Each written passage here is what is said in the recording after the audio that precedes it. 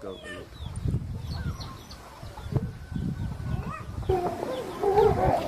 This video clip is about how to make this Ferrocement tank. This tank is 1 meter high and 1 meter wide and has a capacity of 785 liters. It took the villagers 4 days to make it. The cost of materials for this Ferrocement tank at the time of construction was $38. Compare this to buying a stainless steel tank of the same capacity for $142. Now, all the components that we talk about in this video are for making this particular tank, but here we're showing the formulas for making the rings and different components so that you can make a tank any size that you want to. Only used 3 bags of cement. This is good because it's, as I said, it's cheaper, it's easy, and it's easy to carry the materials to remote places. It can be used for collecting rainwater, spring water. It can be used at the house, at the school, for agriculture in the field. Now we're going to talk about how to construct the tank step by step. And before we do that, we want to talk about the materials and tools that are needed. The materials and tools that we need for the steel framework are pictured here. A couple of differences might be that you could buy a hacksaw instead of the rebar cutter, which would be cheaper if you're just building one tank. And then the chicken wire. We've not always been able to find chicken wire on the local market, but we've been able to replace it with some other type of wire screen or wire mesh. Plumbing supplies are pretty simple. In the tank we'll need these things for sure, but out of tank supplies will depend on how many faucets you want and how far it is from the tank. The saw, we just have this saw pictured because it's one that the villagers had, but hacksaw would be easier for cutting the PVC pipe. As we watch the video, you will see how these different tools and materials are used. We've shown these graphic slides quickly, but you can pause the video for closer inspection. The first day's activity will be to cut rebar, make the rings, pour the footing, and place the uprights.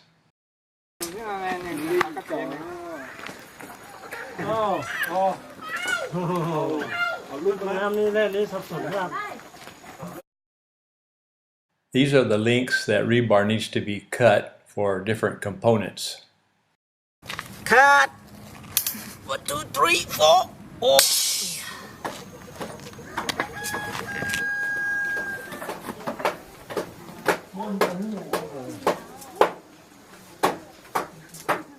All lengths of rebar cut for rings have an added 20 centimeters to overlap for tying.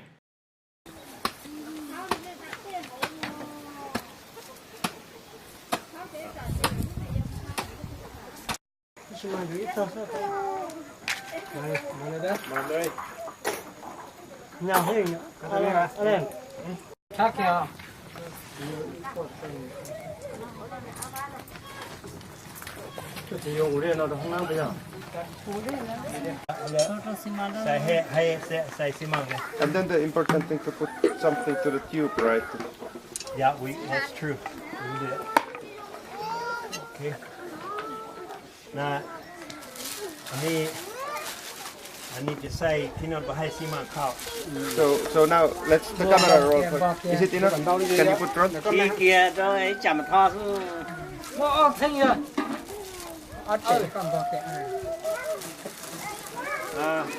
A good general formula for mixing concrete is 1 part cement, 2 parts sand, and 3 parts gravel. So since a bag of cement has 6 5-liter buckets of cement in it, so we can use this 1 bag plus 12 buckets of cement plus 18 buckets of gravel.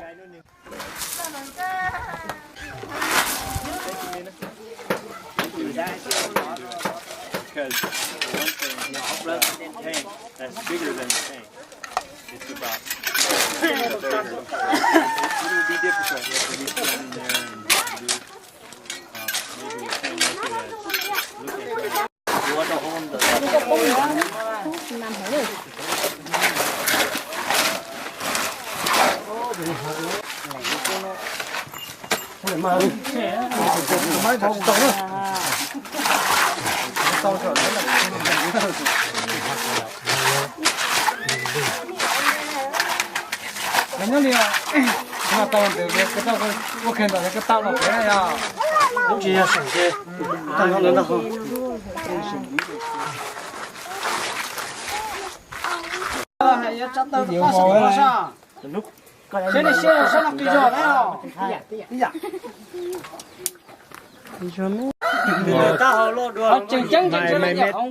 métอยู่น้ำไผ่ Cho doanh nghiệp cũng cho nó là nhận tiền á.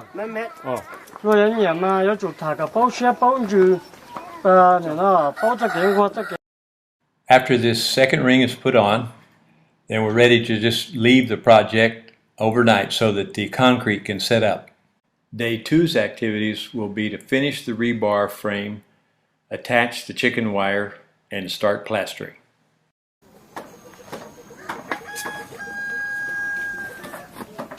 The wire is about 30 centimeters long. We fold it in half, and then fold in half again, like this. Then when we tie it, we start from the outside, push it in like this, and then keep it close and tight. Wrap this one this way, this one this way. That way you can get it very tight, and then use pliers to tighten.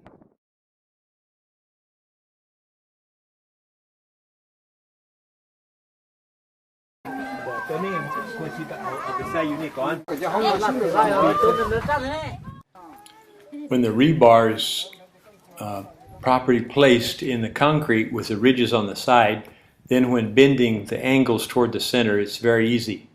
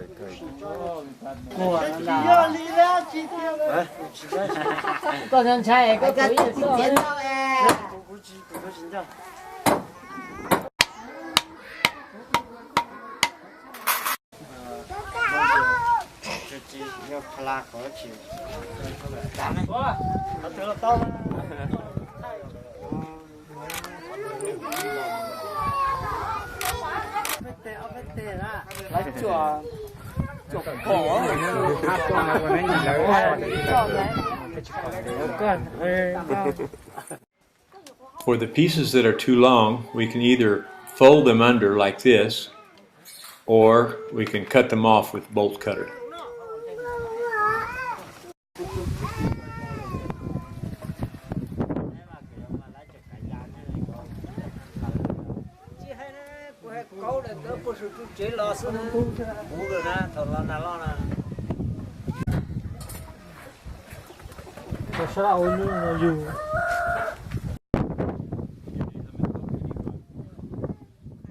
Now we're installing the outflow pipe just about 5 centimeters off the bottom, so that any sediment would be lower than that, which we can wash out when we clean the tank once in a while.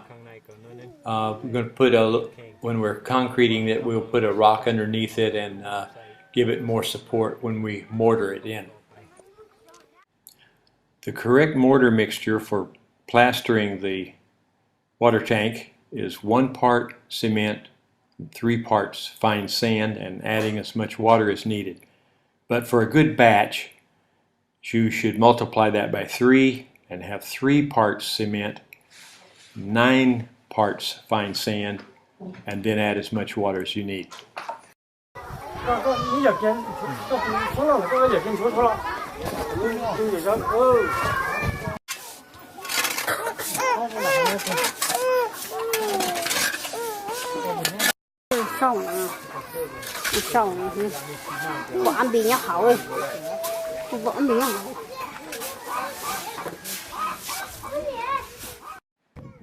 When mixing the mortar for plastering on, you'll just have to experiment yourself. It can't be too wet, it won't stick, or it can't be too dry, you won't be able to push it in, and then the finished product will be between 2 and 3 centimeters thick when the tank is finished.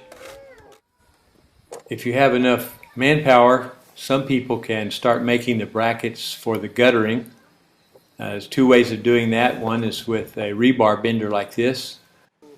Another way is by using a post. Two brackets are attached to the eave for each piece of tin roofing.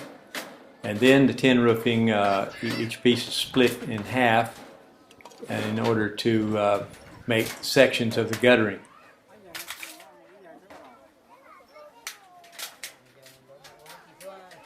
The guttering then is placed in the brackets along the eave of the house. Day 3's activities are going to be doing a little bit of plumbing, plastering the tank the second time, and making the lid.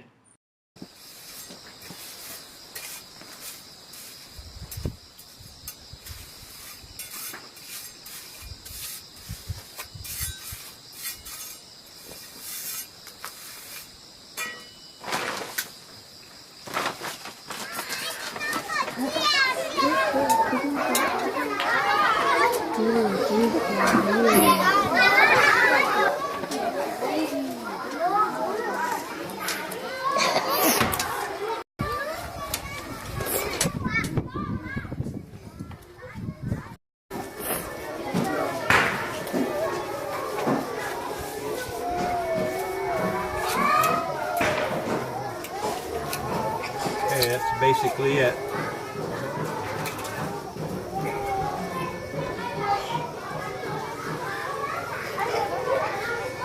Okay, usually we like to put a bucket here and pour the cement around it so there's a hole here. And then we can put screen in here so the water comes in here, and this is our filter to keep the leaves and the trash out. But today this tank is too high, a little bit too high, so we're making the entry on the side. So there's two different ways to do it.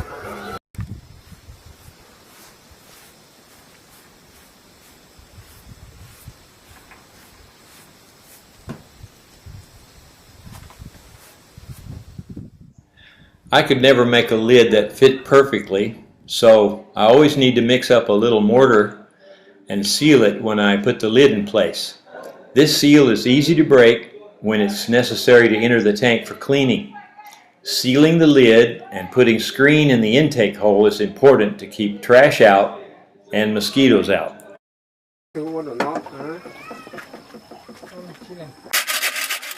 Now we're installing the overflow pipe, which is this 2-inch PVC pipe, and the top of it is a meter high from the bottom. So when the water reaches this height, it will overflow into the pipe and out.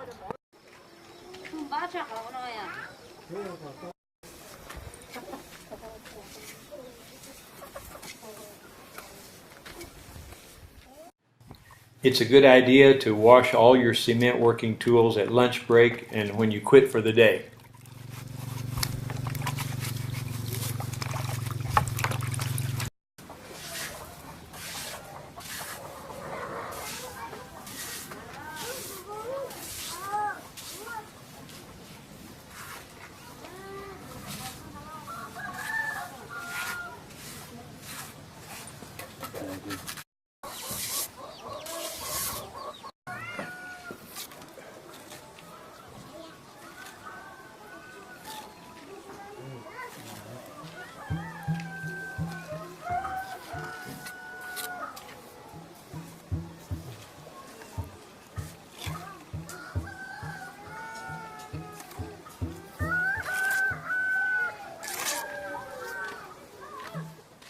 Day 4's activities are going to be to seal the tank and finish the plumbing. Now we're going to mix water and cement until it's like a paste for sealing the water tank. I gotta put it inside, yeah.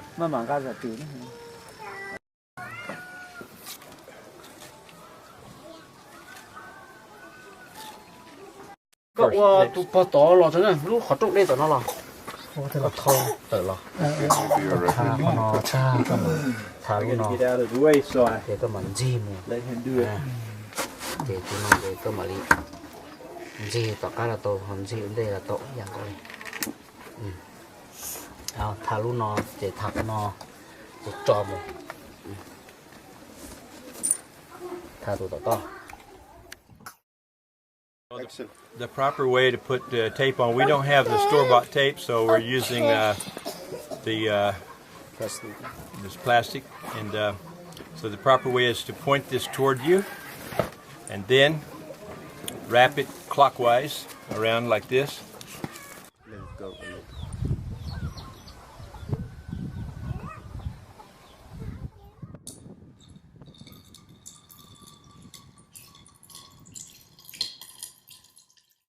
After construction is completely done, there's a waiting period of 7 days. And during that 7 days, we want to keep the direct sunlight off the tank. We want to keep it damp by splattering some water on it morning and evening so that the concrete can set up without cracking. After 7 days, we need to wash the tank down by brushing the insides and then flushing that out. Then we're ready to let the tank be filled up and used. If the tank is ever damaged in any way, a hole knocked in it or anything, it's very easy to repair. Just chip out any loose pieces of mortar and remortar it. Or if you ever want to add a pipe to it, it's very easy to just chip out a hole, put the pipe in place, and mortar that in. We had fun making this tank at this village, and we've seen several ethnic groups using these tanks so that they don't need to carry water at all during the rainy season. We hope this video has been useful to you and will be a blessing to you and those that you work with. God bless.